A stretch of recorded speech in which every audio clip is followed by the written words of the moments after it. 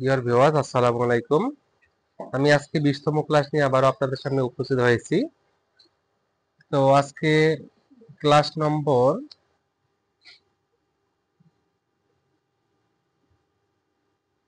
Class নম্বর 20 অর্থাৎ 20। আপনারা জানেন এর আগে আমি 19টা ক্লাস আপলোড দিয়েছিলাম, আপনারা দেখেছেন। তো আজকে 20তম ক্লাস নিয়ে আলোচনা করতেছি। আজকে ক্লাস নম্বর 20-এ আমি আলোচনা করব ডাব্লিউএস প্লাস প্রিপজিশন। ডাব্লিউএস প্লাস প্রিপজিশন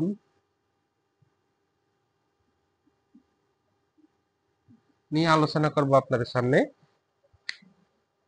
তো শুরুতেই যে বিষয়টা বলতে চাইছি, আপনারা কিছু ওয়ার্ড দেখতে পাচ্ছেন। ফ্রম হোম মানে কার জন্য, উইথ হোম মানে কার সাথে, লাইক মানে কার মতো, ফরওয়ার্ড মানে কিসের জন্য, লাইক হোয়াট কিসের মতো, ফ্রম হোয়েন কখন থেকে, অন হোম কার উপরে, ফ্রম হোম কার কাছ থেকে, অ্যাবাউট হোম কার সম্পর্কে, বাই হোম কার দ্বারা, টু হোম কার কাছে, অ্যাবাউট হোয়াট কি সম্পর্কে, উইথ হোয়াট কি দিয়ে, ফ্রম হোয়ার কোথা থেকে।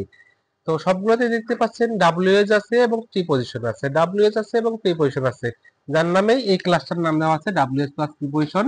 তো এই ক্লাসটা আমি একটা সেন্টেন্স লিখলে আপনারা দেখতে পারবেন, তুমি কার জন্য অপেক্ষা করিতেছ।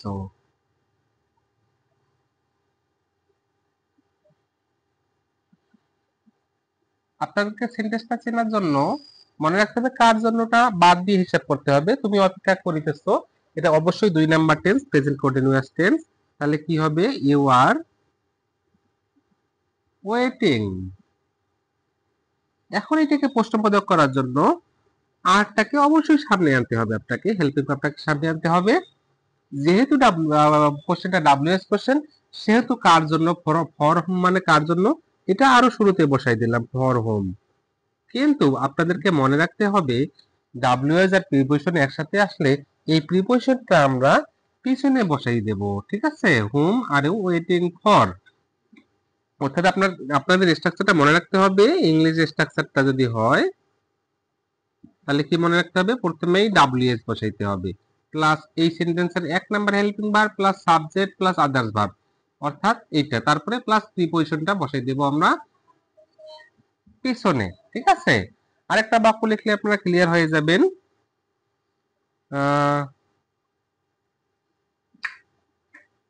কার জন্য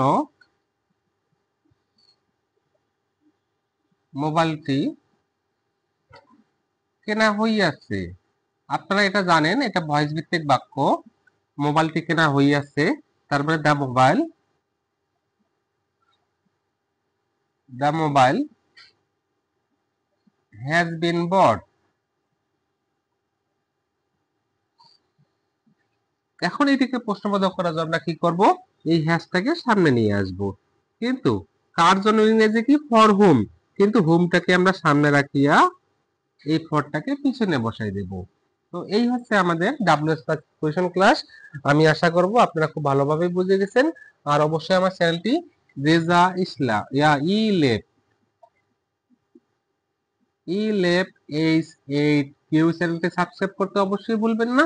অবশ্যই আমার চ্যানেলটি লাইক দেবেন, কমেন্ট জানাবেন, শেয়ার করবেন এবং আমার চ্যানেলটি সাবস্ক্রাইব করবেন। তো আজকের জন্য খোদা হাফেজ। আমি আগামী ক্লাসে আপনাদের সামনে আমরা উপস্থিত হব 21তম ক্লাস নিয়ে। আসসালামু আলাইকুম।